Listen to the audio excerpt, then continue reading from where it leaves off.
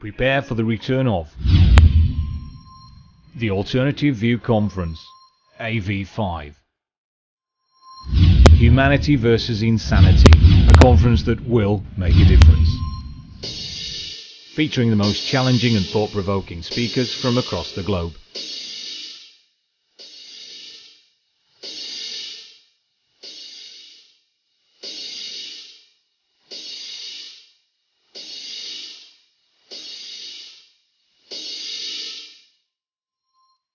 May the 16th to the 18th, 2014. Staverton Park Hotel, Daventry, Northamptonshire. AV5, The Alternative View.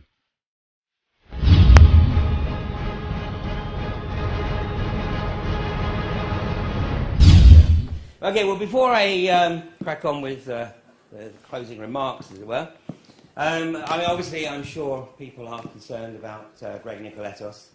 I think it was probably fairly apparent to everybody over the weekend that Greg was perhaps not necessarily in the best of health.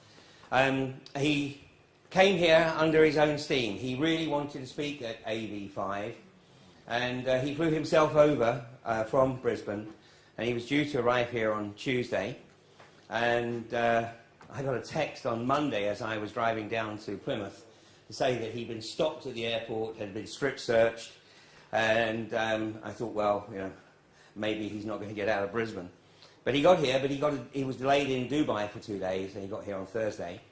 And I mean, having obviously travelled that distance myself, I know how tough it is, and I thought maybe he'd just perhaps taken something to try and ease the jet lag. But obviously, as you saw last night, you know, there were a few things that weren't quite right as he was trying to fix his presentation. And so obviously we had to go to plan B. And then this morning I got a call at about 7 o'clock to say that there'd been a bit of an incident on the golf course. And unfortunately it didn't really take too much thought to realise that, you know, it was probably Greg. And when I got down there, Greg was effectively being taken into custody. Thanks to a couple of people in the audience here with the appropriate experience, Greg was treated appropriately. He was taken to hospital. Apparently he is now back at the police station. The Australian consulate have been informed. His wife has been informed. And we will find out tomorrow basically what the police intend to do. I think there's a very good possibility that they might just decide to get him out on his flight tomorrow morning. But as I know more, I will let you know. But that's as much as I know at the moment. And I'm sure you'll join me in wishing Greg, one, a speedy recovery, and two, a safe journey home and back to his family. He really wanted to be here because he's had a hell of a journey since he gave his presentation at AV3 in November 2009, so well, it's like 4.5 years ago. He had been targeted, he had been wiped out financially and managed to recover from that. He'd been set up and supposedly accused of murder in Australia. And obviously, when you look at the material that Greg has been putting out over the last few years, perhaps that shouldn't be any great surprise. And Greg actually withdrew from this particular arena, if you like, and decided to focus on his business life back in 2011. But a few months ago, felt strong enough to come back in. But you know, obviously, what you've witnessed over the last few days, you know, maybe he needs to take a little bit more time. I was also asked a question about David Lim, and David Lim had some personal issues that he felt prevented him from speaking at this event, but hopefully he'll be back at a future event. But hey, I've always got a plan B. C, D, E, F. Although I don't always know it. One always seems to emerge. And I can't do these kind of events, can't put these kind of events on without support, and that includes your support, indeed, of course, for being here. But there are, obviously people who helped me pull all this together, and I would really like to acknowledge them. So, first of all, in no particular order, because they're all as important to this process as everyone else. So there's Kelly and Nicola. Where's Kelly and Nicola? There's Nicola. Where's Kelly? Okay. And to put the record straight, Nicola is my daughter. So rumour has it. And Tristan, the lad who's been running around, sometimes sitting out with Nicola, he is my youngest son. And also, he's not in the room, by the way. I will tell you that my attitude is that we should encourage our children to enjoy youth unencumbered by any of this for as long as possible. They will come to the realisation at an appropriate juncture, and I don't believe in sort of force-feeding it to them. Let them enjoy their youth, because unfortunately they may be of a generation where that's all they get to enjoy, unless we get this sorted out sooner rather than later. So that's Nicola and Kelly. I just want to acknowledge Kelly, because there are probably few women who, when invited to spend the winter in Barton Moss under canvas, but Kelly was there with me pretty much through all of the winter. We spent the first 2.5 months in a tent, and then the latter 2.5 months in a caravan. So thank you, Kelly. I appreciate that.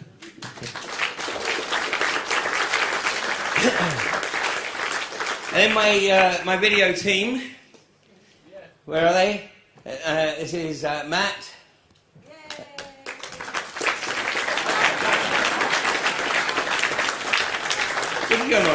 Don't be shy. I want to see that shirt. So Matt and Miles, I think Miles, yeah, it's a great shirt. And then on the cameras, Dave, who stepped in at the last minute to help us out, thank you. And Kyle over here. Oh, here's Miles, thank you, Miles. I just want to acknowledge Kyle's support with a lot of the work on graphics for the event, and for this as well. This is Kyle's work, and also for the graphics on the 2 shows that I put out on UK Column, Humanity vs Insanity and Fracking Nightmare. So, Kyle, thanks very much for that. Then my security team. Spence, where are you? Spencer?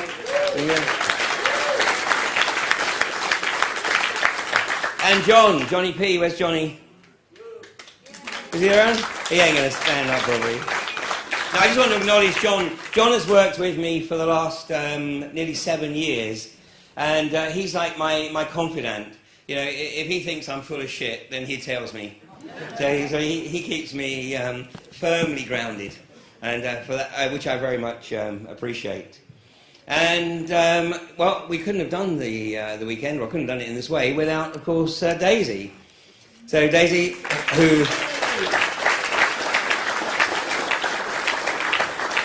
as rumour has it, is not my daughter.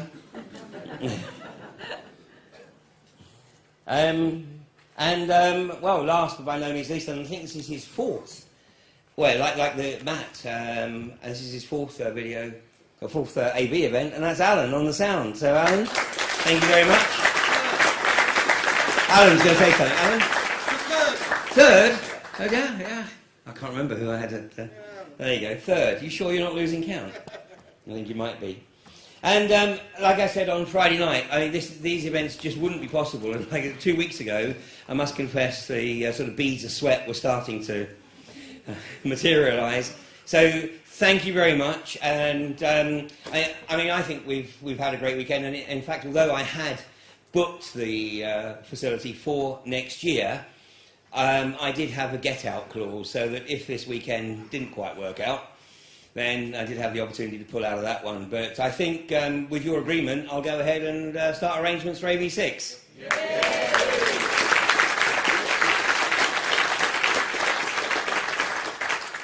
And the speaker that I sincerely hope we'll be able to get next year, unfortunately she wasn't available this year, and that's Rosa Quarry, who is doing some tremendous work in the US in raising awareness of Agenda 21.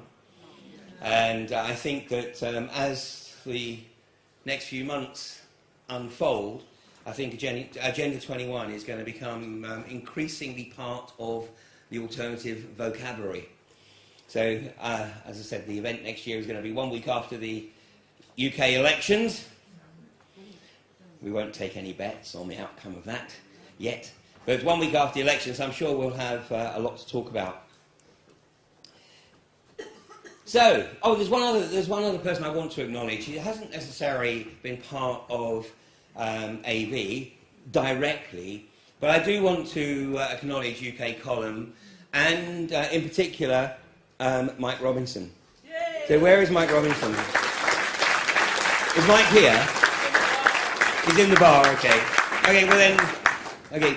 You know, Mike is tireless. I mean, not only does he work on the Daily News Show with Brian, but he works with me on a Monday night where we put out 2 live shows, Humanity versus Insanity at 7:30 and then Fracking Nightmare at 9 o'clock.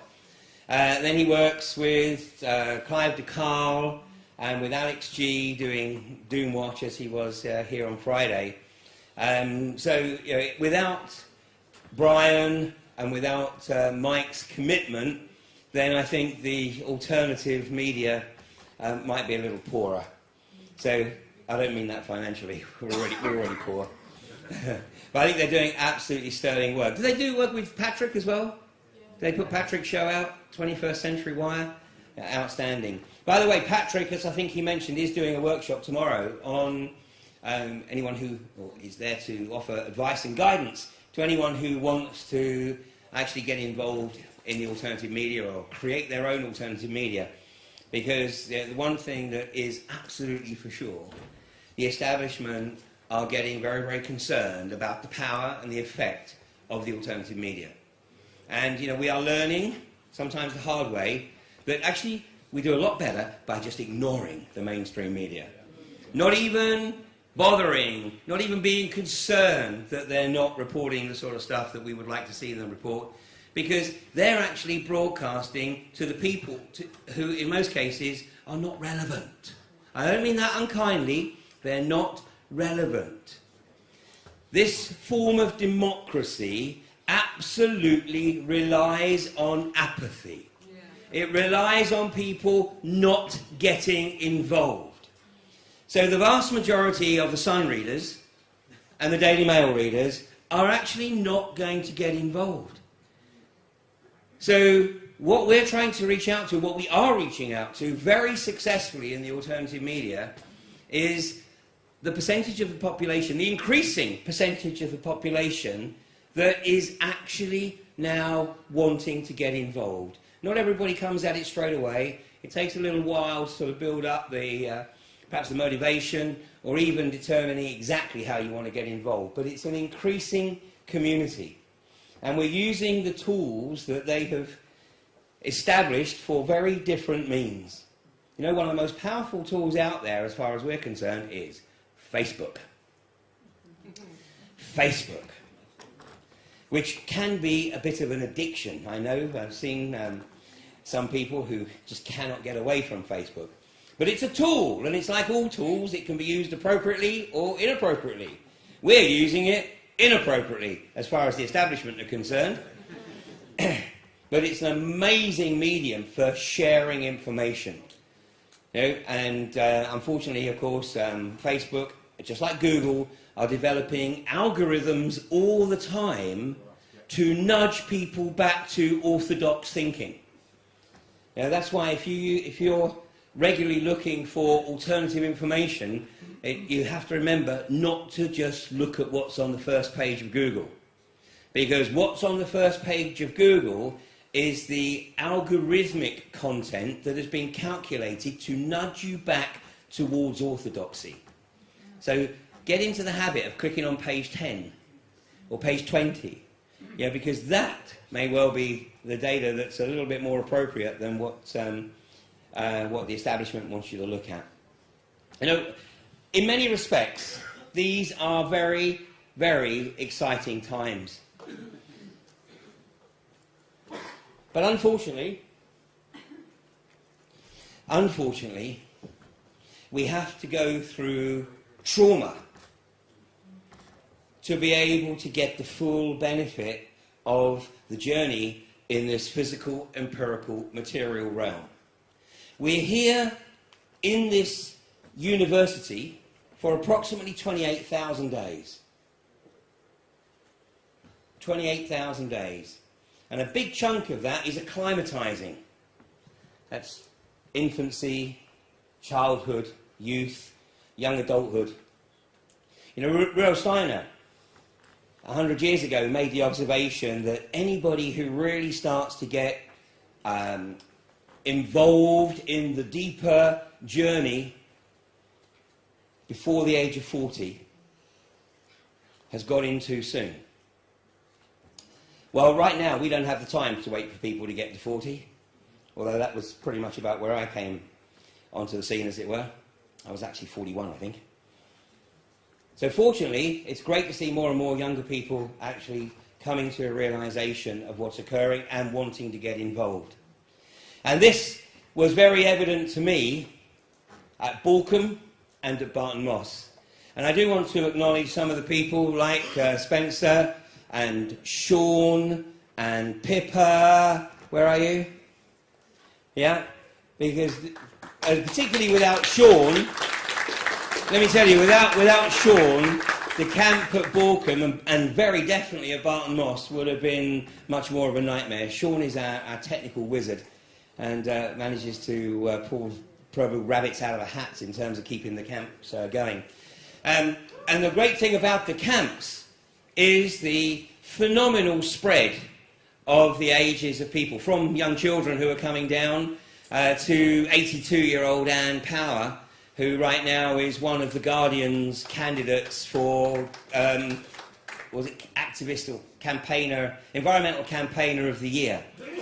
And you know, this spread of ages is so important because, you know, we, like as I was saying on Friday, you know, we have to get our message across, right across the social and the political spectrum and the age spectrum.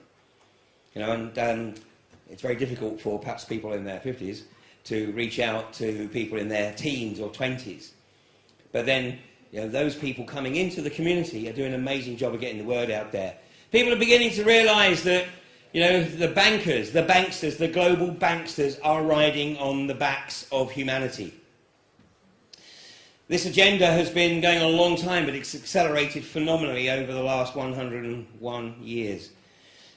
The Federal Reserve Bank being established on December 21st, 1913, so just over 100 years, we're in the 101st year of the Federal Reserve. This was the third attempt by the global banksters to establish the Federal Reserve. The first two attempts failed because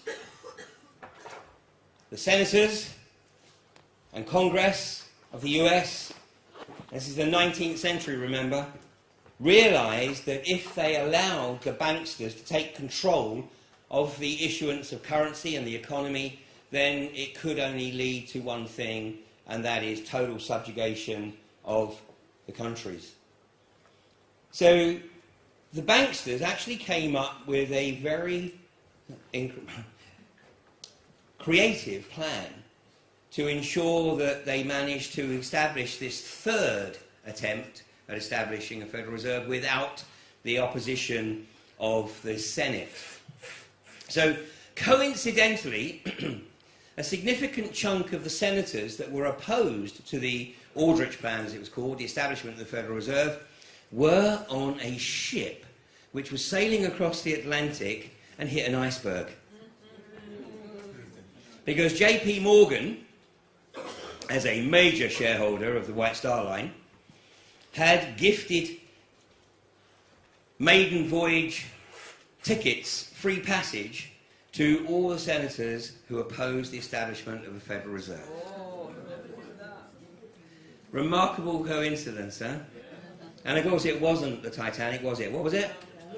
The Olympic, exactly. That's why it's never going to be raised, ever. So yes, all the opposition was removed, but that still left a number of people who might actually latch on. Because at that time, and it was the same in the UK, at that time, to enter politics, you had to be a man, as it was at that time, of independent means.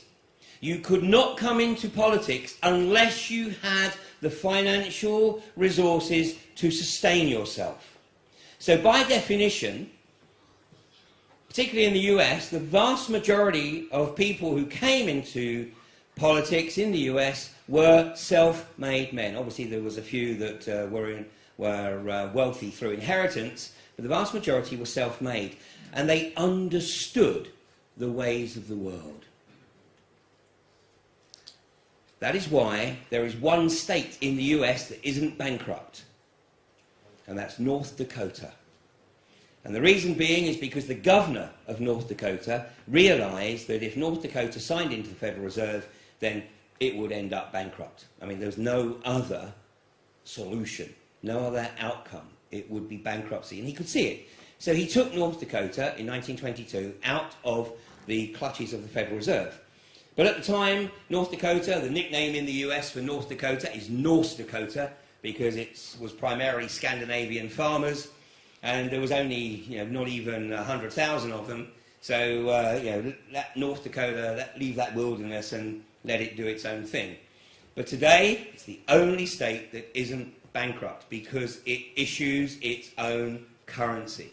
And every business in North Dakota has to bank with the Bank of North Dakota, which is managed by the people for the people. And it's the basic model that was used initially in Iceland, although it's been bastardised now, but initially it was used to re-establish the economy in Iceland after the collapse of 2007. The same approach was deployed here in the UK. The realisation that people who entered politics with sufficient financial resources probably had an appropriate level of education to be able to see through the deeper agenda, which is why both in the US and in the UK, moves were made to remove the requirement for people to enter politics by having the means to sustain themselves financially. And salaries were introduced, which meant that basically any Tom, Dick or Harry could potentially enter politics. And of course that's when the puppeteering started, when people were carefully selected to be the puppets, the political puppets of the banksters and the global corporatists. And unfortunately, after 100 years, they're coming very much towards their final solution, as it were. And they tell us what it's all about. It is spelt out, literally, of course, in tablets of stone. I'm sure most of you are well aware of this. Anybody not seen these before? The Georgia Guidestones? The Georgia Guidestones, oh my gosh. Literally, tablets of stone. This henge appeared in Elbert County, Georgia in 1982. To this day, nobody has formally claimed responsibility for this monument. It's attributed to a mysterious R.C. Christian. A lot of speculation as to who that might be.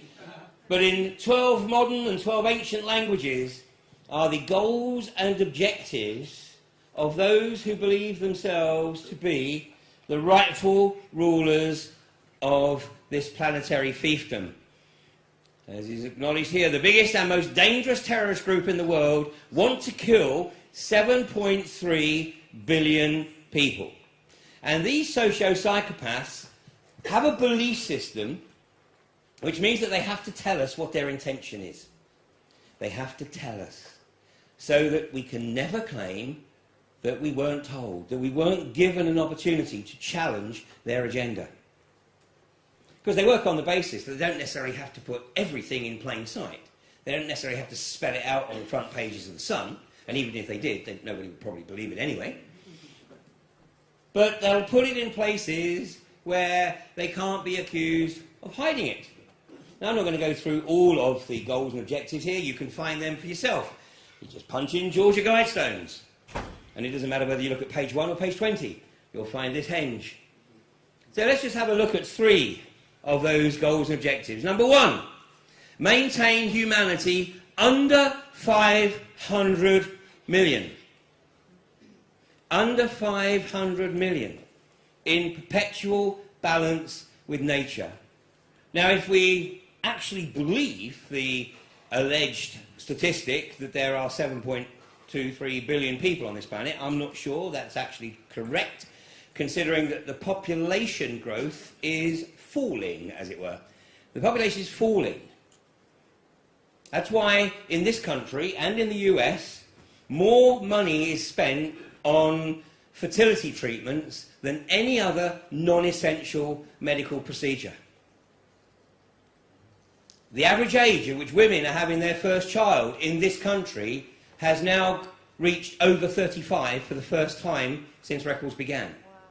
Because young women can't afford to have children. They're either committed to a career, or they just, if they are married or in a relationship, they just can't afford to think about the possibility of one of them having to give up work and raising a family. So, is the population rising? I'm not sure. It doesn't really matter whether it is, because this planet is more than capable of sustaining 7.3 billion people, or even probably double that. There's been speculation about the planet not being able to sustain the current levels of population ever since Roman times. But I'm sure many of you are aware that more food is destroyed every single day than it would take to feed the population of this planet. The only reason that those people don't have access to food is not because the food is not available, it's because they can't pay for it. The socio-psychopaths are not interested in any kind of humanitarian gesture, and as we've heard earlier today, anybody who works in the corporations who shows signs of any kind of humanitarian behaviour ain't going to last too long. And they definitely ain't going to get any kind of promotion. Guide reproduction wisely, improving fitness and diversity. Straight, of course, out of the eugenics agenda. And number 10 here was, be not a cancer on the earth, leave room for nature, leave room for nature. And of course, you know, the word that is used to the collective noun, if you like, that has been created to embrace all of this is sustainability. Sustainability, because if you don't think about it for too long, sustainability sounds like a great idea. But it's sustainability for whom? For whom? It's not sustainability for us, for humanity. It's sustainability for the socio-psychopathic global corporatists who want to preserve their lifestyle and actually make their lifestyles a lot less complicated. And of course we're participating in the process as we automate at a phenomenal rate of knots, and we're seeing people effectively pushed out of work through automation. The most obvious part of that is perhaps in the supermarkets, where more and more the supermarkets are guiding people towards the self-service checkouts, and all those people sitting at the checkout desks are effectively watching their jobs disappear. And then of course we have the other manipulations, such as the fact that more people are employed now than at any time over the last decade, but of course they're employed on 0 hours contracts. Look, it's spelt out what you are. It's human resources. Human resources. You're a commodity to be used, abused and spat out when they no longer have any purpose for that resource. It's a commodity. And that's why right now, basically anybody who isn't part of the corporatist agenda, those people who are not contributing to the corporatist agenda, are being demonised. People who can't find employment, people who have to live on benefits, etc., are being demonised. And where they want to go to, as we heard earlier again today, is towards an agenda of euthanasia, of voluntary assisted suicide. And it sounds outrageous. It's meant to sound outrageous so that nobody will ever believe it. We've also heard about the agenda. It reduces fertility. And let me just show you. This proposition to reduce humanity to 500 million. Let me just show you how plausible that is. If the population reduces at just 1% per annum. 1% per annum. So if we assume that last year, at the end of last year, 2013, there were 7 billion people on the planet, at just a reduction of 1% per annum, it means that by 2027, we're under 6 billion. By 2045, under 5 billion. 2067, under 4 billion, and so on to 2274, and they're down to the 500 million. And these socio-psychopaths think in terms of a multi-generational agenda. They try and keep the rest of humanity locked into the inability to think beyond the next salary check, or the next episode of EastEnders, or the next episode of Corrie, or Strictly, or the next major sports event. Keep people locked in short-term thinking, whilst they are actually developing their agenda way beyond a lifetime. And we think that's crazy. That's absolutely crazy. Now, why would they do that? They're never going to see the benefit of that. Well, they think they are. Because they have a belief system that is so far removed from the bullshit that's presented to the masses, because these guys, and whether it's right or not, doesn't matter. It's what they believe. They actually believe that they are bound in this physical arena, and that when they die, that their souls will migrate into the next available physical vehicle within their bloodlines. Do you remember when William and Kate came out of hospital and she was still wearing the prosthesis, so she looked pregnant? Yes. And William said something very, very strange.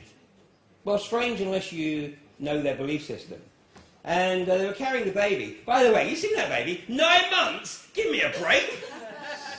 That baby's at least 18 months. Either that or they're feeding it steroids. God damn. But yeah, William's holding the baby, and in the interview he said, well, we've only just met, so we've got a lot of catching up to do. Can I tell you, I have contacted, worked in the hospital. Baby born, I think something like 10 or 14 days before the official date they say. Yeah. Well, that only makes it 8.5 months. That still doesn't account for the fact that that baby is built like a brick, whatever. So consequently, these guys literally believe that by contributing to the longer-term agenda, they will reap the benefits in their future lives. This is why you get the likes of Kissinger and Brzezinski, and now other socio-psychopaths who, in this country, like the likes of Blair. I visualise that motherfucker in jail. Well, actually, I visualise him cleaning the worst toilets. Anyway, I'm sure you share that visualisation with me. Anyway, these guys work on the basis that the more they contribute to the agenda, the higher up the pecking order they will come back when they reincarnate. That's why you've got the likes of Brzezinski and Kissinger, who are both in their 80s, actually perpetrating, or potentially perpetrating, or driving the administration to perpetrate even greater atrocity, where most people in their 80s are actually looking to chill and spend a bit more time with their grandkids. It's absurd. It's meant to be absurd. And what's occurring right now, as you heard Mike reference, can actually be traced back. It can be traced way back, but let's just go back to 1932, and I'm going to latch on to the book that Mike referenced and I discussed in the video Take Back Your Power. In 1932, these two gentlemen, Marion King Hubbard, he didn't like the name Marion, so he had everyone call him King. And his mentor, Howard Scott. And they wrote a document, which you can download, and I would encourage you to read, because when you read it, you will start to comprehend what's occurring right now. This book was called Technocracy, Inc. Technocracy Inc. I'm going to share one page, a summary of the agenda of technocracy. Now remember, this is 1932. Number one, register on a continuous 24-hour per day basis the total net conversion of energy. What was Mike talking about this morning? By means of the registration of energy converted and consumed, make possible a balanced payload. This is the resource-based economy. This is the resource-based economy. That's why you will never hear me talk about the Zeitgeist movement with any degree of anything other than contempt. Zeitgeist movement is a deliberate attempt to recruit under 35s, particularly targeted at under 35s, into a resource-based agenda. Number three, provide a continuous inventory of all production and consumption. Number four, provide a specific registration of the type, kind, etc. of all goods and services where produced and where used. Provide specific registration of the consumption of each individual, plus a record and description of the individual. That's pretty much everything that Mike was talking about this morning. Yeah? And as he said, they didn't have the technology back then, but they do now. This is just one page. I mean, if you read the document, you will find it incredible to think that it was written basically 82 years ago. Roll the clock forward 21 years, and then there's a think tank that was put together in 1963, and they published, well, they didn't publish this, this was actually a document that was published afterwards, but the initial report is called the Report from Iron Mountain. Now this again is freely available, you could download it as a PDF, and I would encourage you to look at this document because it's a step forward beyond technocracy. But it's effectively taking the basics of technocracy and then taking it as a think tank to establish as effective US policy. And I'm just going to share one quote because this is quite an all-encapsulating quote. It says, "It has been hotly argued that such a menace would offer the last best hope of peace." Now the reason that that is important is because the subtext of the report from Iron Mountain was the possibility and desirability of peace. And I want to tell you that the final conclusion was that actually society in a state of peace doesn't work. They need to have society in a state of perpetual fear. And what the think tank that got together to look at this were looking at was elements of fear that could be used instead of the threat of thermonuclear war. Because this committee was effectively put together in the immediate aftermath of the Bay of Pigs threats and the nuclear threat in Cuba Missile Crisis. It has been hotly argued that such a menace would offer the last best hope of peace by uniting mankind against the danger of destruction by creatures from other planets or from outer space. Experiments have been proposed to test the credibility of an out-of-our-world invasion threat. Anybody remember what that test was? It was Orson Welles' broadcast of War of the Worlds, yeah, which literally was broadcast as a drama, but as a live news broadcast, and it had the state of New York in absolute panic. Nevertheless, an effective political substitute for war would require alternate enemies, some of which might seem equally far-fetched in the context of the current war system. It may be, for instance, remember this is the early 1960s, it may be, for instance, that gross pollution of the environment can eventually replace the possibility of mass destruction by nuclear weapons as a principal apparent threat to the survival of the species. Poisoning of the air and of the principal sources of food and water supply is already well advanced, 1960s, and at first glance would seem to be promising in this respect.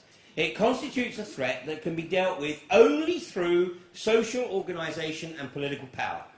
But from the present indications, it will be a generation to a generation and a half before environmental pollution, however severe, will be sufficiently menacing on a global scale to offer a possible basis for a solution. Well, right now we're at about a generation and a half since that report was published. Now, although I can't prove that Zbigniew Brzezinski was part of the think tank, once this report came out into the public domain, either Brzezinski thought that now that it's out in the public, he'll just build on it, or he read it and thought, well, this is pretty damn good. So in 1969, he wrote a book called Between Two Ages, America's Role in the Technotronic Era. He invented that word, technotronic. Now I want to share just a few quotes from this book because it gives you a bit of an insight into the magnitude of the socio-psychopathy of these... Eight. Yeah, I had to whisper that. Page 11. In the technotronic society, the trend seems to be towards aggregating the individual support of millions of unorganised citizens who are easily within the reach, this is the key point, who are easily within the reach of magnetic and attractive personalities, and effectively exploiting the latest communication techniques to manipulate emotions and control reason. Which I think you've seen quite well demonstrated earlier today. He continues on page 28. No matter how deeply disturbing the thought of using the environment to manipulate behaviour for national advantages to some, the technology permitting such use will very probably develop within the next few decades. Now known as HARP and geoengineering. Final quote, page 97. Now this is very, very significant. Very significant indeed. And bear in mind the role that Brzezinski has had in the US administration. Brzezinski was Obama's mentor, which is why as soon as Obama threw his hat into the ring as the presidential candidate for the Democrats back in 2008, I think it was, I gave a presentation in Glastonbury a few weeks later and I said, Obama will undoubtedly become the next president. It was a no-brainer. Brzezinski was not going to allow one of his protégés to go into the presidential arena unless he was pretty much going to be guaranteed the final result. So this is from page 97. More directly linked to the impact of technology, it involves the gradual appearance of a more controlled and directed society. Such a society would be dominated, listen to this carefully, by an elite whose claim to political power would rest on allegedly superior scientific know-how. Now here's the real crux. Unhindered by the restraints of traditional liberal values. In other words, unhindered by the restraints of basic humanity, of compassion. This elite would not hesitate to achieve its political ends by using the latest modern techniques for influencing public behaviour and keeping society under close surveillance and control. This is 1969. The book was actually published in 1970. It's all laid out in words of one syllable. Another part of this agenda is to try and ensure that nation-states cannot achieve sufficient cohesion to fight this agenda. So the agenda right now is part of this agenda, concurrent agenda, is to break down the national homogeneity, to break down the national culture. But they told us this, they spelt it out in words of one syllable. And the guy who was entrusted with this in the UK was this guy. Anybody recognise this guy? Peter Sutherland. Peter Sutherland. Has anybody heard of Peter Sutherland? A few. This guy, I'm going to show you some of his connections. This guy was one of the youngest Attorney General of the Irish Republic. And he was clearly groomed to become a puppet, a manipulator of the global corporatists. But this is an interview, basically, that he gave to the BBC on June 21st, 2012, and they said EU should undermine national homogeneity through immigration. Making it very clear. It doesn't matter what the likes of Cameron or even Farage put out there, that's to give people hope. Hope.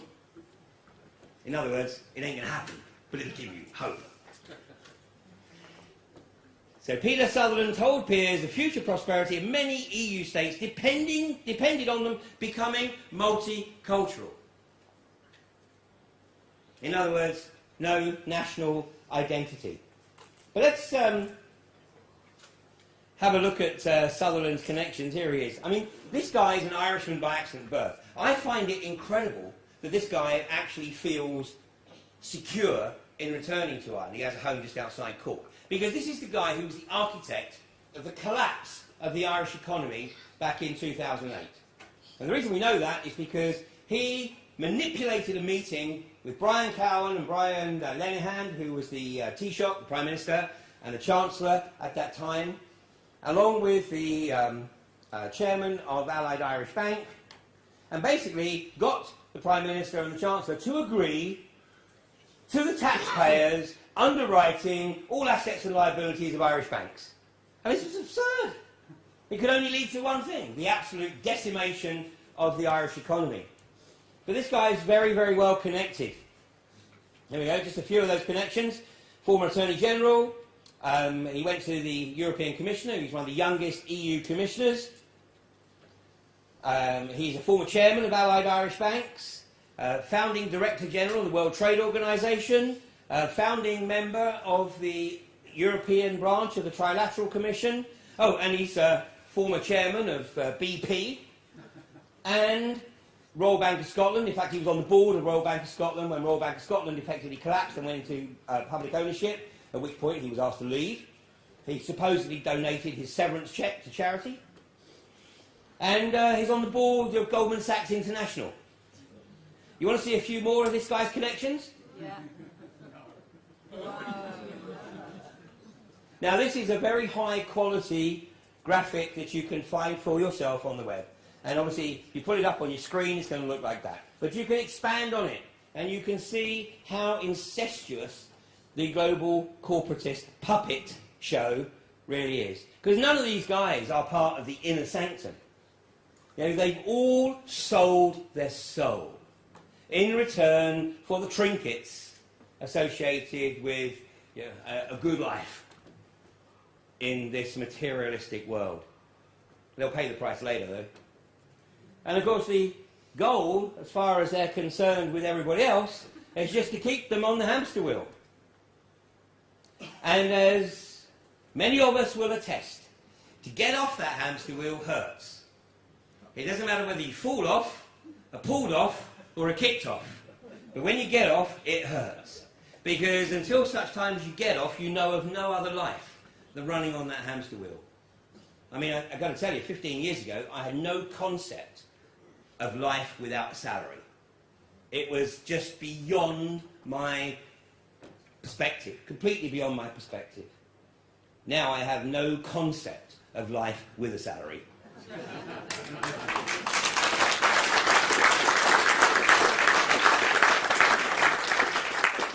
You know, Mike talked us through this agenda to keep track of everything. And if there's anybody, by the way, if there's anybody with scorecards in your pocket, cut them up! Has anybody got a Marks and Spencer's scorecard? Yeah? Really? Yeah. Oh dear. Okay, when you buy stuff from Marks and Spencer's with your scorecard, actually it doesn't matter whether you use cash or credit card. If I buy stuff from Marks and Spencer's, which I do because they're the only ones who seem to recognise that, you know, this is the perfect male physique. So it's the only store that produces stuff in my size. I don't have to get changed, like trousers shortened by about 6 feet. Every item of clothing sold in Marks and Spencer's is microchipped for stock control purposes. So consequently, when you buy an item of clothing and that item of clothing is scanned, if you buy it by credit card, that item of clothing is linked to you. Now extrapolate this.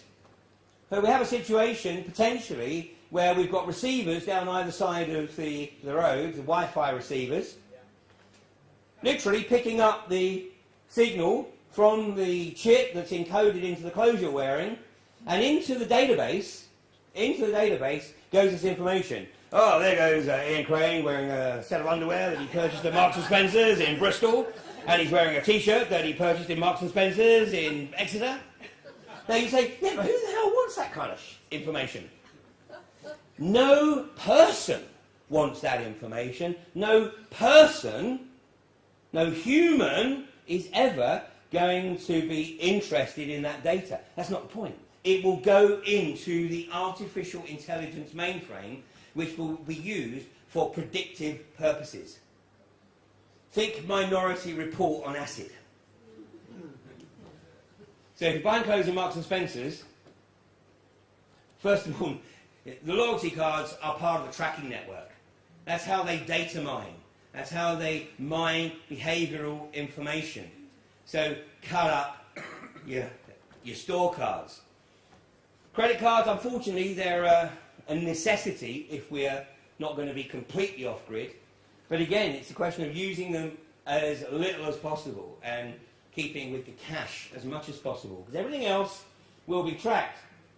And as Mike very clearly demonstrated, we have this phenomenal amount of EMF smog around us, all part of the data mining. You know, a massive part of this, I know some of you have seen me talk about this before, is shutting down. Shutting down our connection with everything else that's out beyond this three-dimensional physical empirical material realm. You know, when David showed yesterday the limitations of the five senses and everything that's out there beyond that, which we have access to, but of course we're conditioned to deny that. The whole idea is to keep people locked into this, locked into the left brain, with an occasional excursion across into the right brain and everything that might offer. But shutting down any capacity to perceive beyond the physical empirical material realm. I'm sure everybody here has had an experience at some point in their life which they can't explain. Correct? Yeah. You've had an experience which you can't explain, but neither can you deny it, because it was experiential. How many people have had more than one remarkable experience in their life, or sequence of experiences, which they can't explain, but also can't deny? Yeah. Okay. Now, keep your hand up if you actually now believe that you can influence the remarkable events. Fantastic. Fantastic. The establishment, those who think they are the rightful rulers of a planetary fiefdom, absolutely believe that they can influence the events. Many of them can. They will train their initiates through the various brotherhoods and the secret societies. Keep your hand up here if you learned your abilities through initiation with a secret society. Oh, no. I saw it. Freemason in the house. Experiences with Freemasons, potentially. Yeah. Experiences with maybe, absolutely, yes. That must explain it. The difference is learning it through initiation is not experiential. So it's an initiation, you go, okay, yeah, I'll take it, but no experience of it. What the establishment are trying to shut down is the learning through experience. And what they are realizing is that more and more people are having these experiences on an increasing level. More and more people are starting to realize that with forethought, with envisioning, you can actually contribute to the outcome of these remarkable experiences. Did we talk about mindfulness at some point during the course of the weekend? Did we talk about this new program that's being... Did I hear somebody talk about mindfulness? I'd mentioned it. Yeah, sorry? I'd mentioned it. Now, I'm talking about the new government and corporate program that's being introduced called mindfulness. Yeah? No? Okay. Well, I did a few workshops over the last few years called Stepping into Mindfulness.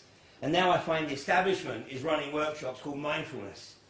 And what they are trying to do is basically the same as what I was trying to do, but they're trying to, of course, get people to focus on using those skills to further their career. Because at the end of the day, we all have access to the same tools, it's about how you use them. So the establishment is desperate to shut down this naturally occurring phenomena, which has always been there. As David said, how big part of our DNA has been shut down. Well, maybe a big part of that DNA is starting to be reenacted, reawakened. And they know it. And here's, listening to Graham's presentation earlier today, here's a massive part of that agenda. The vaccination program, which starts literally minutes after birth with vitamin K.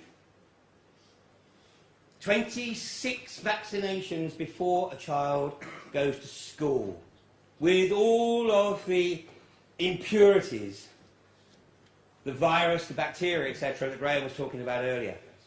100 years ago, Rudolf Steiner said, a way will finally be found, to vaccinate bodies so that these bodies will not allow the inclination towards spiritual ideas to develop. And all their lives, people will believe only in the physical world they perceive with their senses. I really like the word spiritual, because the word spiritual is simply used as an all-encompassing term to describe anything which can't be explained by Newtonian explanation. I've got to show you this. This is an ad. When I was touring Ireland last year, this was on the Fractured Future tour, and as I was going around Ireland, on pretty much every bus shelter was this. As you can't see it, kid in a pushchair. Every vaccination is a little victory. For whom? For whom? In the ongoing battle against serious childhood diseases. In small print. Every vaccination is a little victory. In other words, every child that's vaccinated, that's another one that they hope is not going to come to any kind of realization of what's occurring. But it's not working. It's not working. People are beginning to realise, and people are prepared to literally put their lives on the front line to prevent the global corporatists from achieving their agenda. And a year ago, I never for one moment dreamed that I would go from being, if you like, a presenter of the deep geopolitical agenda to being on the front line.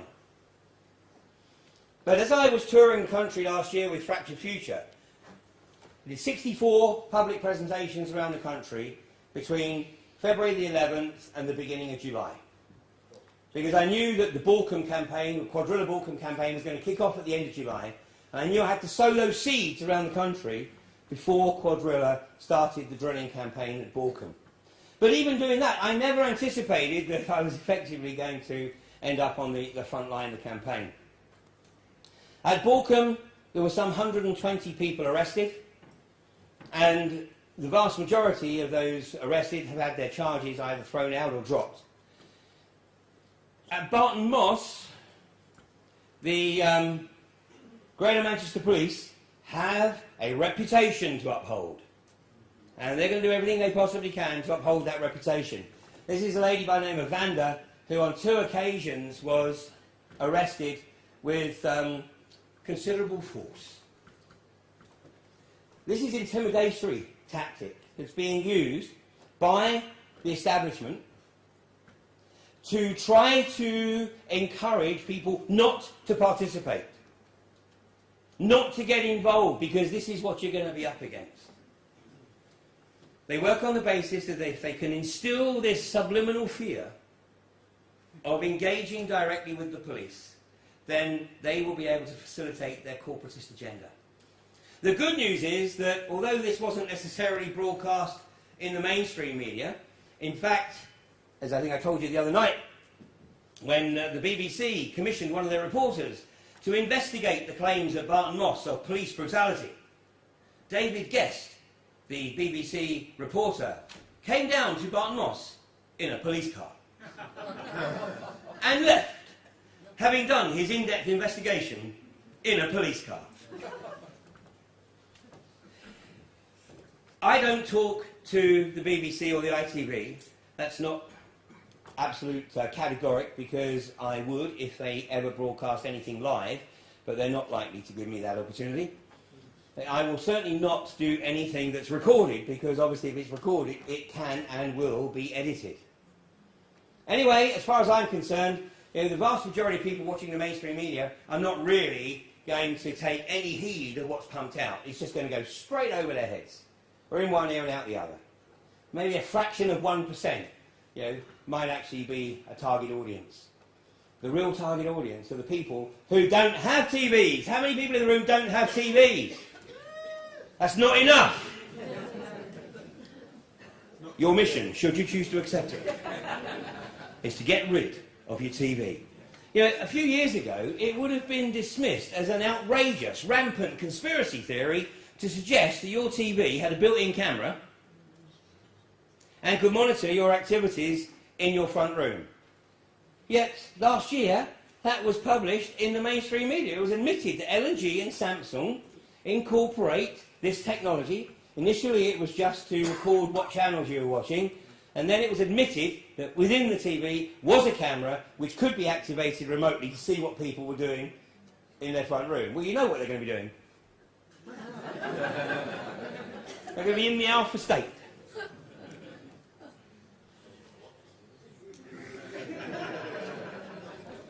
It's not enough that the governments of both the UK and the US are blanket spying on each other's populations and then swapping data, but now we see how they are aggressively targeting individuals in secret, undermining them and eventually setting out to destroy them, and all the while employing organised deception with the full backing of the state security apparatus to achieve a series of said outcomes.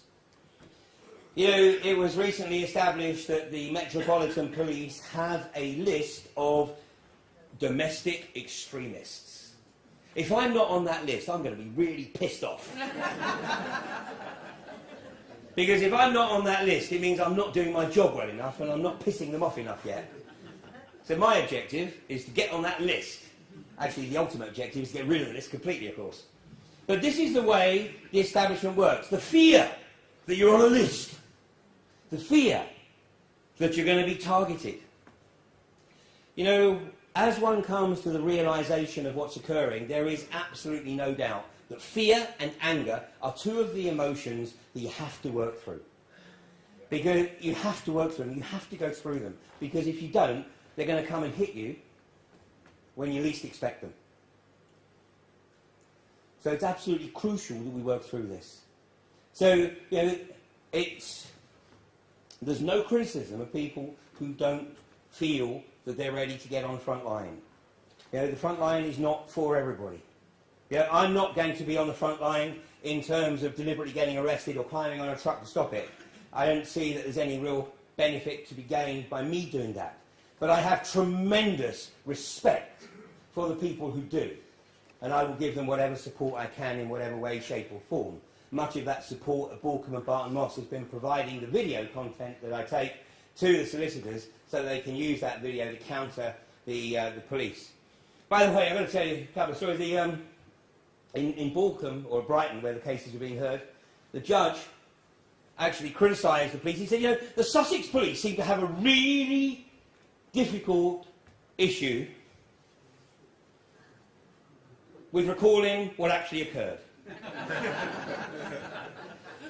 Because we see the video from the police evidence gatherers, we see the video recorded by the protectors, and even though we've watched the video in the court, the police officers still tell us that something completely different happened. You know, once upon a time, as was, I think, mentioned by Michael Doherty earlier today, once upon a time, you know, the attitude in court was basically the benefit of the doubt was always given to the police. Always. Well, what we now know is that there have been a phenomenal number of miscarriages of justice purely on the basis of that assumption. Because thanks to technology, thanks to the fact that we have multiple people with cameras, either live streaming or filming, the police also have their video teams. What we now have is the irrefutable video evidence of what transpired, and what is being proven time and time and time again is that the police are institutional liars. You know, by the way, I've also learned in the court that you never call somebody a liar from the witness box. You use the term mistaken.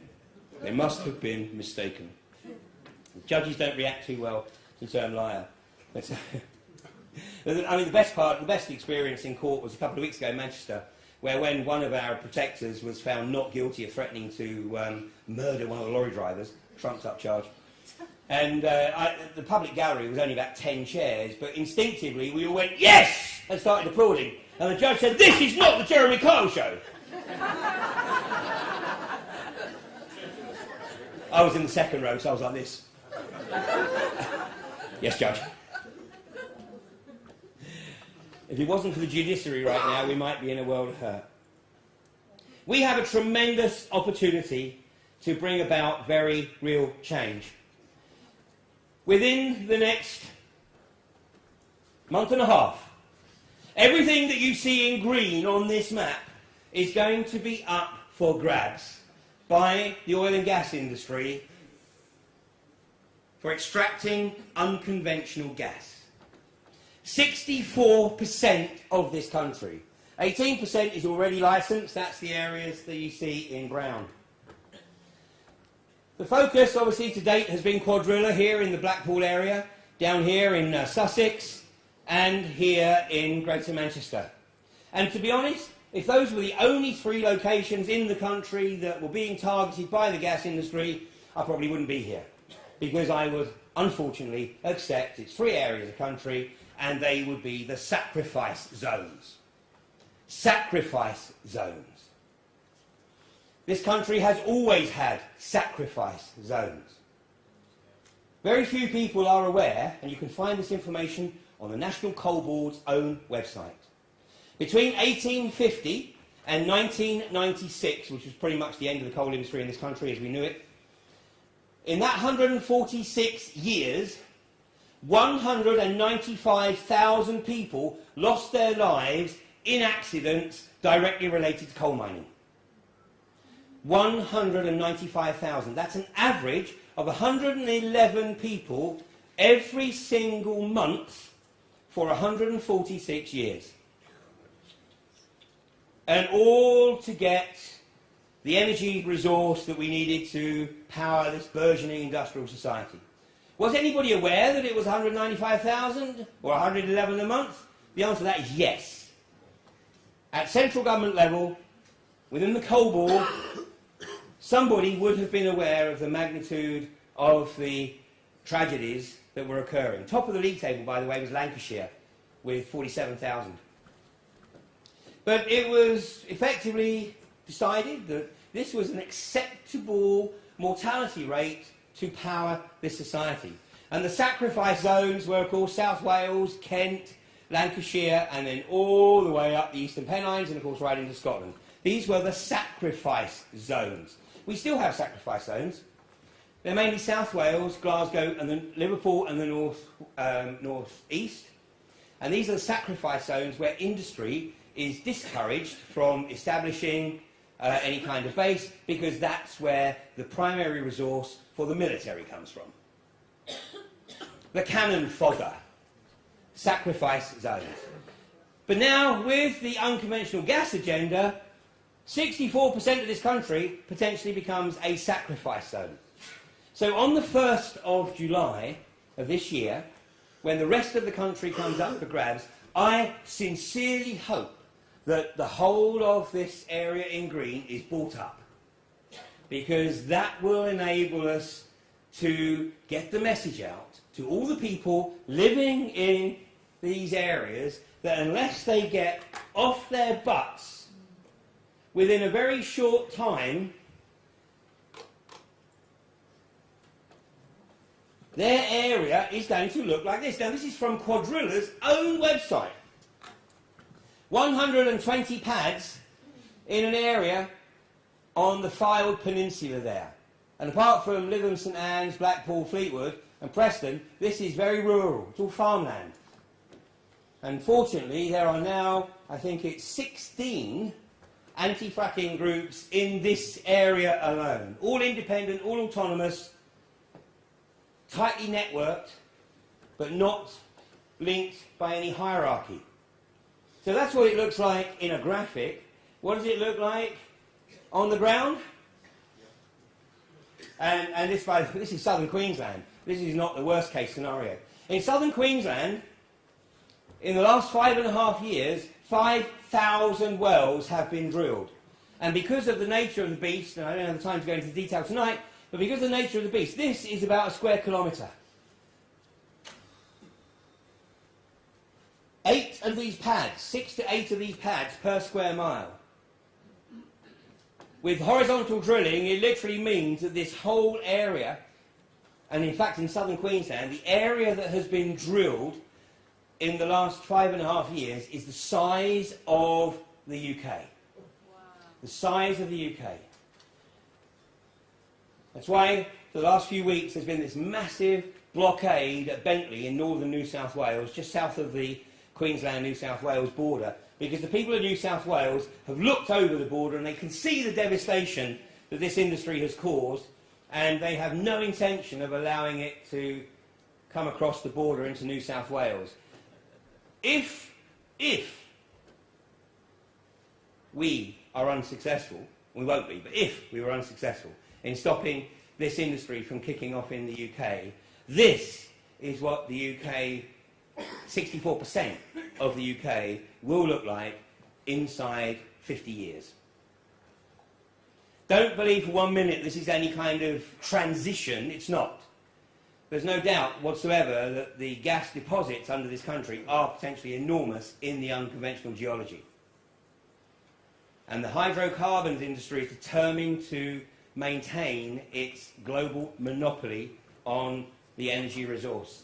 So this is perhaps the most remarkable opportunity that we have had in this country to actually bring people together from right across the spectrum in any recent history. Because with 64% of the country impacted, it doesn't matter what people believe on any other issue, as long as they understand the dangers associated with hydraulic fracturing. And as people come together, and there are now 184 anti-fracking groups around the country. Pippa, where are you, Pippa? Pippa has come here from Hull. If she wasn't here right now, she'd be camping this weekend in Beverley. Sean, where are you, Sean? Yeah, Sean will be heading back to the Beverley camp. Apparently they're without light, Sean, so the message is, could you get your butt up there sooner rather than later? These camps are crucial. You know, I have been trying to get the word across for many years. Petitions, I hate with a vengeance. Yeah. I hate petitions. Avars and 38 degrees are a total waste of time. They're parasites.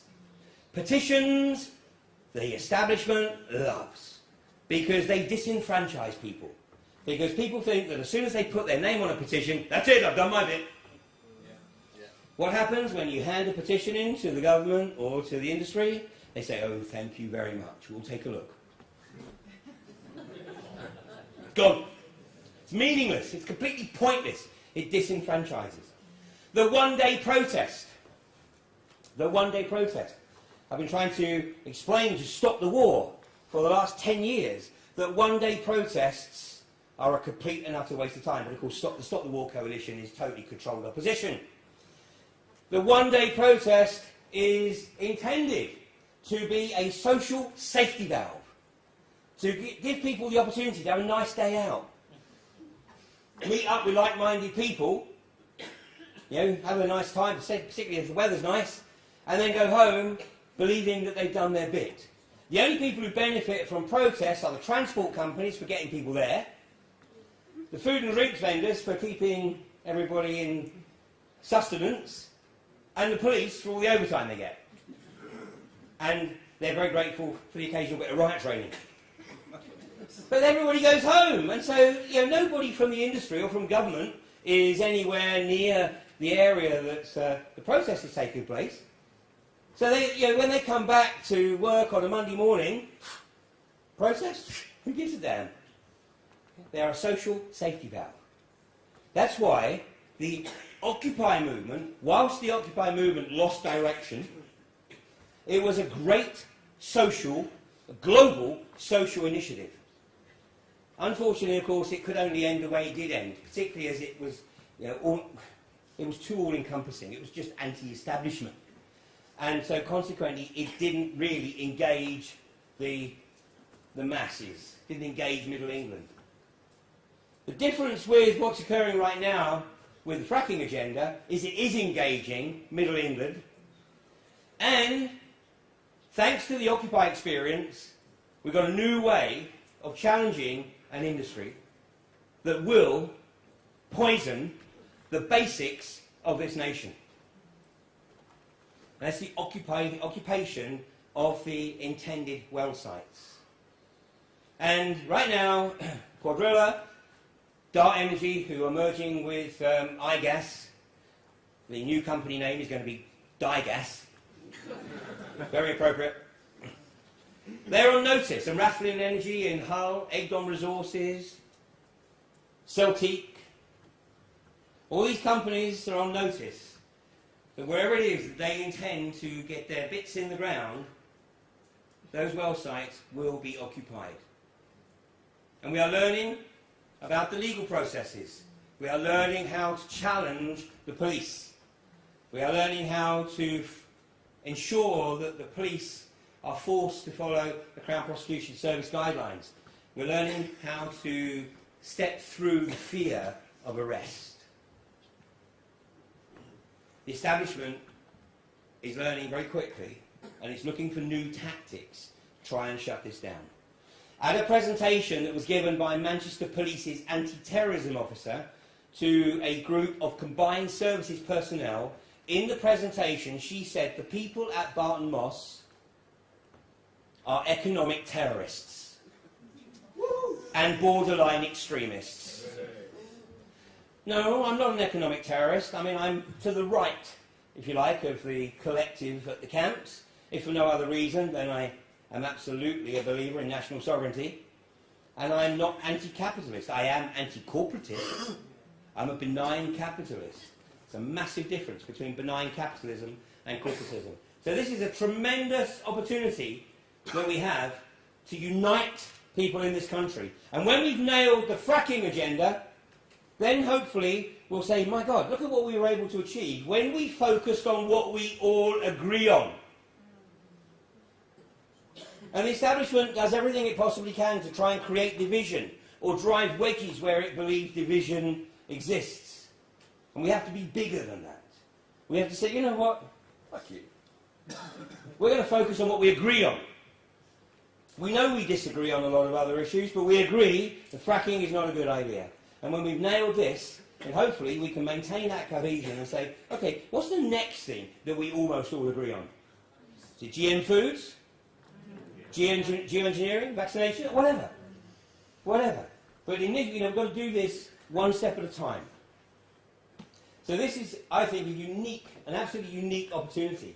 And what we've heard through the weekend with various groups, whether it's British Constitution Group in Manchester, whether it's the Reality Party, or it's just an anti-fracking group. Now, I was having a discussion with somebody earlier today. The only political party that is anti-fracking right now are the Green Party. And with no disrespect to the Green Party, they're not going to get elected.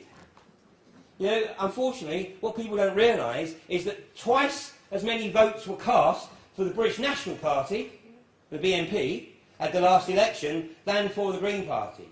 The Green Party was successful, of course, in getting Caroline Lucas into Parliament in Brighton, but that's because the Green Party put a phenomenal amount of resource into getting Caroline Lucas elected. But they're not necessarily going to achieve it anywhere else.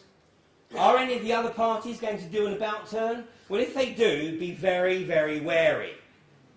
Because what every MP in any area that's being targeted by the motherfrackers, what the MP says is, well, of course, I absolutely deplore the idea of hydraulic fracturing in our constituency.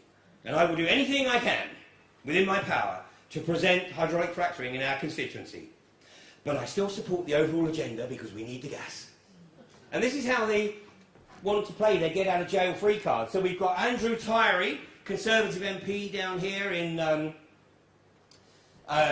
Chichester, Charlie Elphick, Conservative MP over here in Kent, and we've got Barbara Keeley, MP for Earlham and Eccles, Labour. And they might as well be reading from the same script. Yeah? We will resist hydraulic fracturing in our constituency, but we still support the overall agenda. So all of these MPs say the same thing, but they still support the overall agenda. And if we don't get this nailed within the next year, before the next elections, then whoever gets elected will claim that they have a mandate from the people to start the hydraulic fracturing agenda.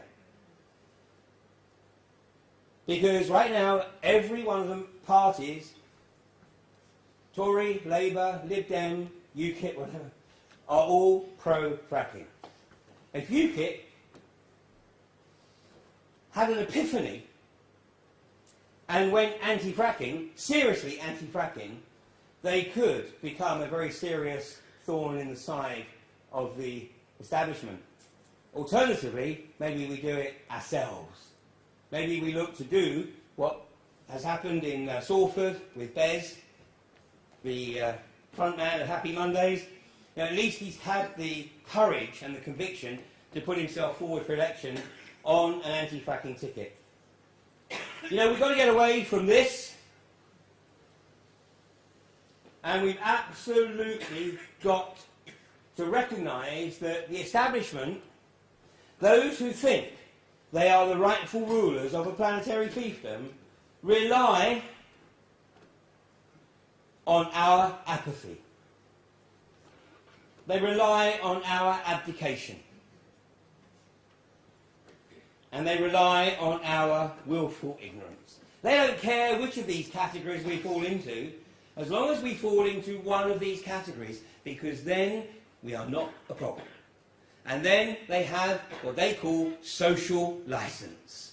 Social licence is political speak for apathy. In other words, look, yeah, we're going to poison your water, but nobody gives a shit, so we're just going to get on and do it. And just to show you the sort of mentality that we're dealing with, I occasionally, for a bit of fun, post on the iGas stock forum. Would you believe they consider me a loony? I know. Shock, horror, disbelief. Or a conspiracy theorist.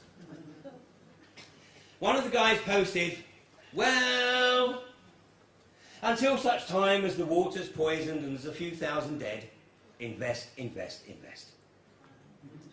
That's the kind of mentality that we're dealing with. Look, as soon as people start to comprehend the magnitude of the threat, then they will participate. And Andrew Austin, who is the chief executive of iGas, at a meeting last week in Birmingham said, we have to engage with the women. We have to engage with the women. And the reason he said that is because what they're becoming more and more aware of is that the core of the anti-fracking community is female. Because, it's very, very simple really, the vast majority of the male population are doing this. They're spending every damn hour under the sun, increasingly so. Those who have work, they're spending every damn hour trying to keep a roof over their head and food on the table for their family. But the women, and it's the mitochondrial DNA perhaps, but the women have the foresight to see that if we don't shut this down, then we are condemning future generations to lives of absolute abject misery. Peter Brabeck, who is the former chairman and chief executive officer of Nestle, and you'll find this interview on YouTube. And he gave an interview, and remember this is 9 years ago, and in that interview he said, in his opinion, nobody should have access to water. Sorry, what he actually said was nobody should consider it to be a human right to have access to fresh water. What he was saying was that unless you're on the corporate payroll, unless you're a corporate slave, you do not have the right to have access to the basics of life. Which is why we're seeing the demonisation now of people who basically are, for varying reasons, not able to contribute to the corporate environment. I mean, we're seeing, Atos. Atos. Well, the full name is Don't Give Atos. I mean, to work in these organisations, you have to be socio-psychopathic. You have to be. I mean, what was the one I heard this week? That a woman with a Down syndrome child got a letter from Atos, basically demanding proof that her child still had Down syndrome.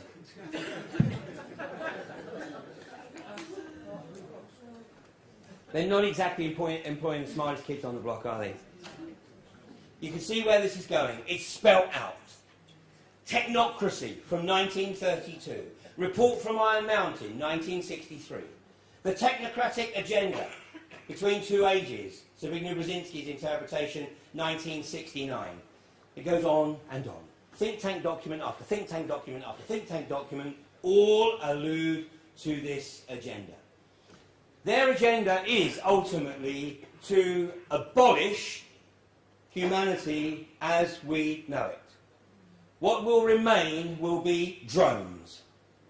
Will be the slave drones to those who consider themselves to be the rightful rulers of a planetary fiefdom.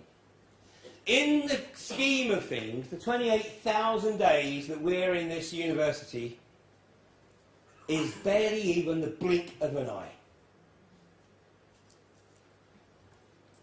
Yeah, there are life forms on this planet that live their entire life inside a few hours.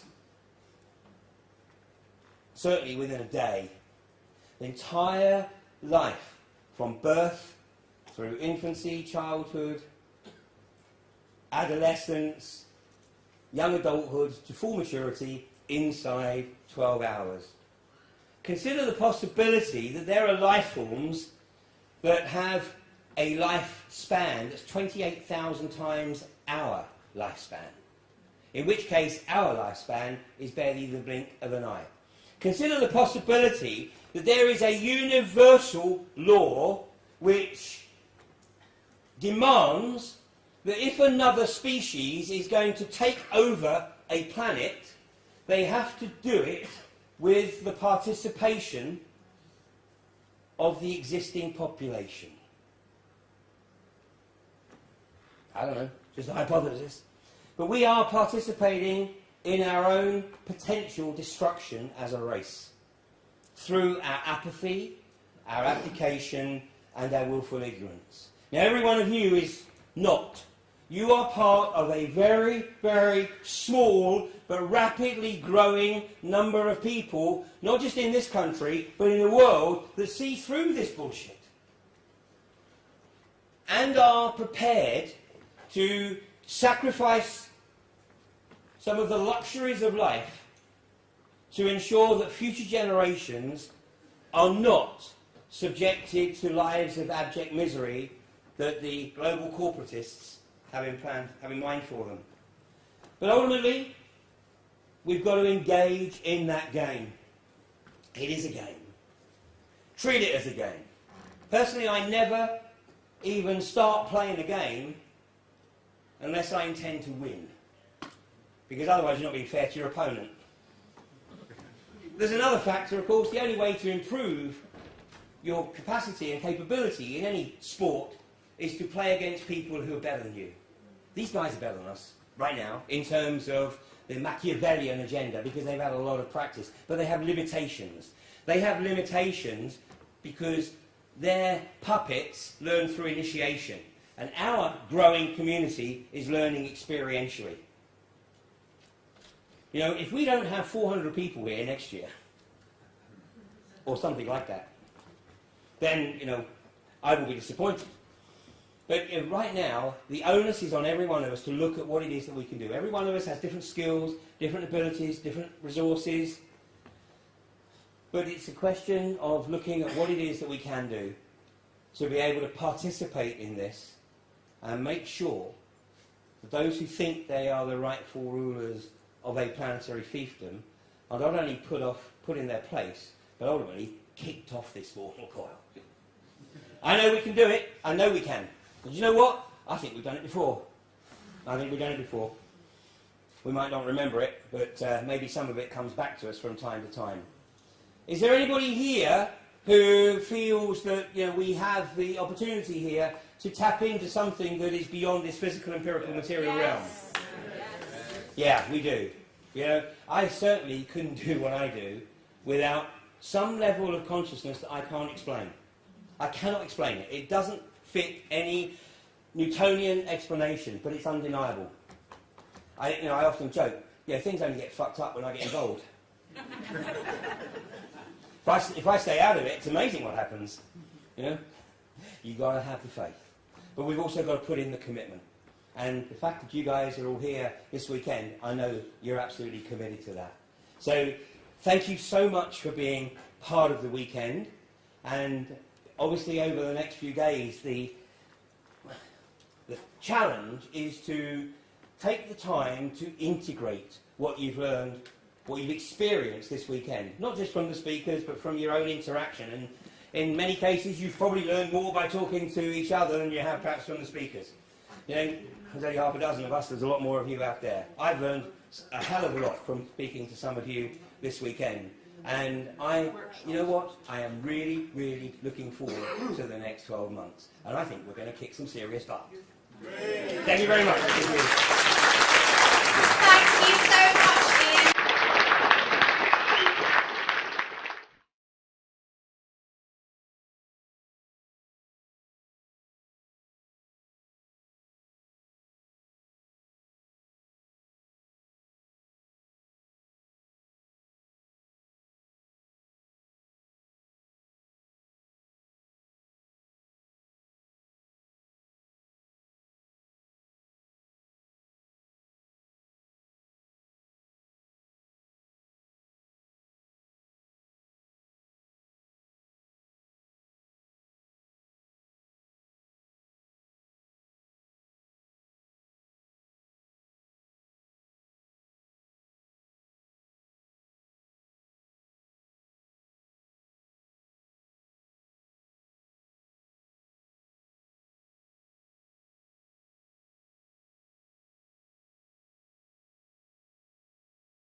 The appropriate experience.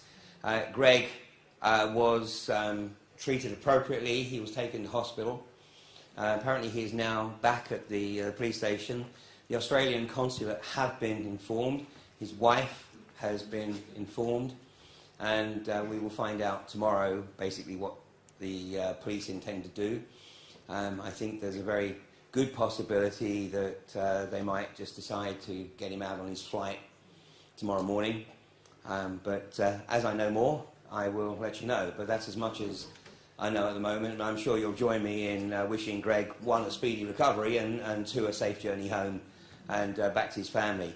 He really wanted to be here because he's had a hell of a journey since he gave his presentation at AB3 in November 2009, so, well, so 4.5 years ago. He had been targeted. He had been wiped out financially and managed to recover from that. He'd been set up and supposedly accused of murder in Australia. And obviously, when you look at the material that Greg has been putting out over the last few years, perhaps that shouldn't be any great surprise.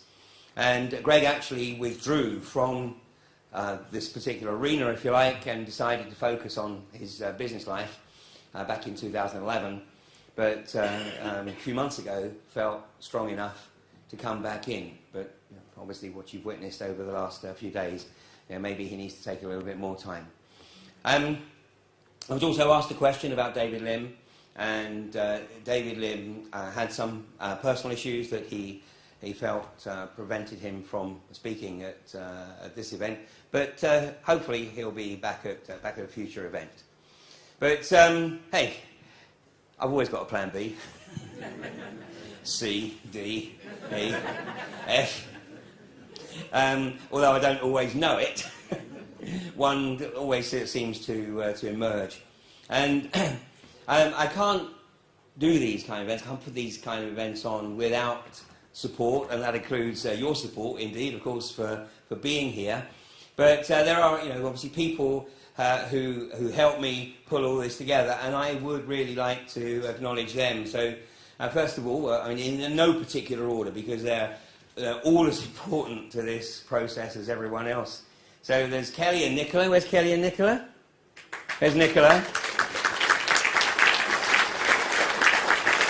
Where's Kelly? Okay. And to put the record straight, Nicola is my daughter. So rumour has it. And Tristan, the lad who's been running around, sometimes sitting out with Nicola, he is my youngest son. And also, he's not in the room, by the way. I mean, I will tell you that my attitude is that we should encourage our children to enjoy youth unencumbered by any of this for as long as possible. You know, they will come to the realisation at an appropriate juncture, and I don't believe in sort of force-feeding it to them. Let them enjoy their youth, because unfortunately they may be of a generation where that's all they get to enjoy, unless we get this sorted out sooner rather than later. So that's Nicola and Kelly. I just want to acknowledge Kelly, because there are probably few women who, when invited to spend the winter in Barton Moss under canvas, but Kelly was there with me pretty much through all of the winter. We spent the first 2.5 months in a tent, and then the latter 2.5 months in a caravan. So thank you, Kelly. I appreciate that.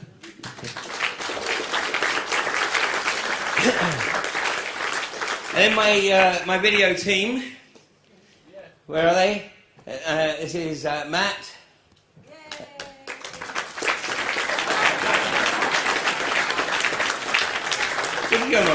Don't be shy. I want to see that shirt. So Matt and Miles, I think Miles, yeah, it's a great shirt. And then on the cameras, Dave, who stepped in at the last minute to help us out, thank you. And Kyle over here. Oh, here's Miles, thank you, Miles. I just want to acknowledge Kyle's support with a lot of the work on graphics for the event, and for this as well. This is Kyle's work, and also for the graphics on the 2 shows that I put out on UK Column, Humanity vs Insanity and Fracking Nightmare. So, Kyle, thanks very much for that. Then my security team.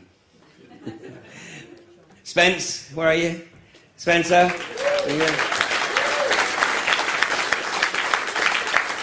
And Johnny P. Where's Johnny? Is he around? He ain't going to stand up, probably. No, I just want to acknowledge John. John has worked with me for the last nearly 7 years, and he's like my confidant. You know, if he thinks I'm full of shit, then he tells me. So he keeps me firmly grounded, and for that, which I very much appreciate. And well, we couldn't have done the weekend, or I couldn't have done it in this way without, of course, Daisy. So Daisy, who, as rumour has it, is not my daughter. Well, last but by no means least, and I think this is his fourth. Well, like the Matt, this is his fourth video, or fourth AV event, and that's Alan on the sound. So, Alan, thank you very much. Alan's going to say something. Alan? Third? Oh, yeah. I can't remember who I had at... there you go, third. You sure you're not losing count? I think you might be. And like I said on Friday night, I mean, these events just wouldn't be possible. And like 2 weeks ago, I must confess, the sort of beads of sweat were starting to materialise. So thank you very much. And I mean, I think we've had a great weekend. And in fact, although I had booked the facility for next year, I did have a get-out clause, so that if this weekend didn't quite work out, then I did have the opportunity to pull out of that one. But I think, with your agreement, I'll go ahead and start arrangements for AV6.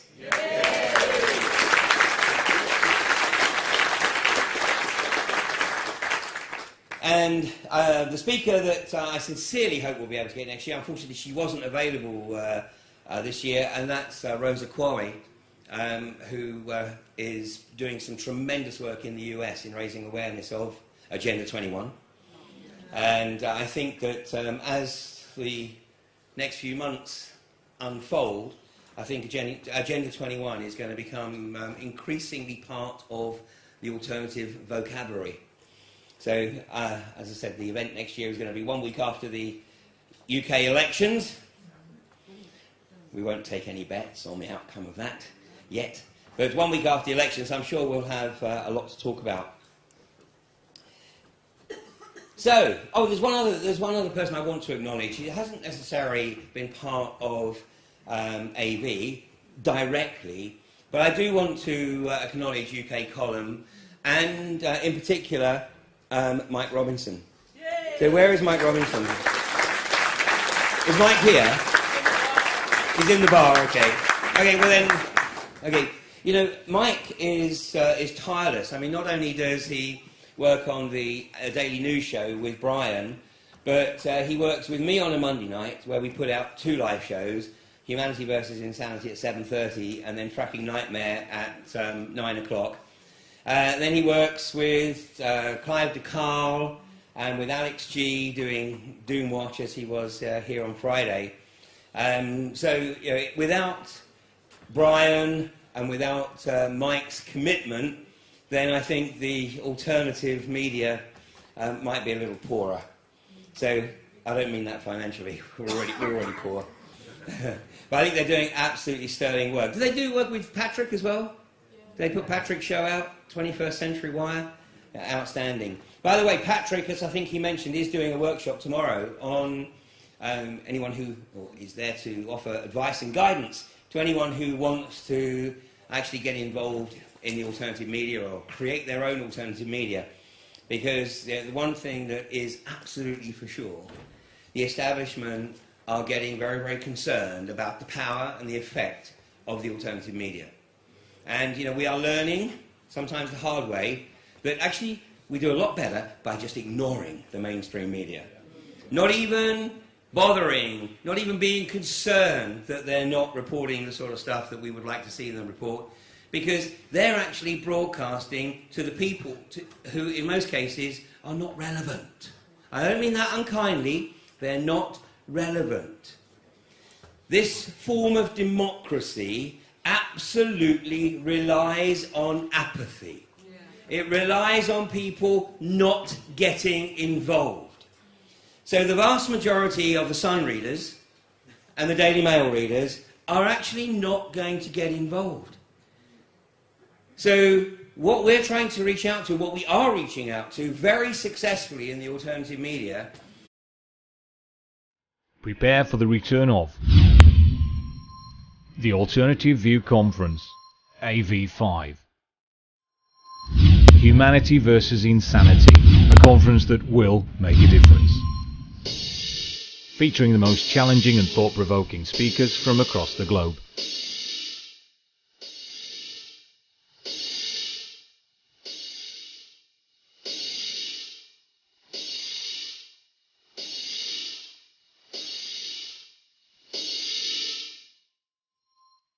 May the 16th to the 18th, 2014.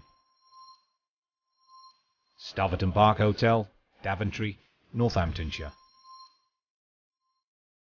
AV5, The Alternative View.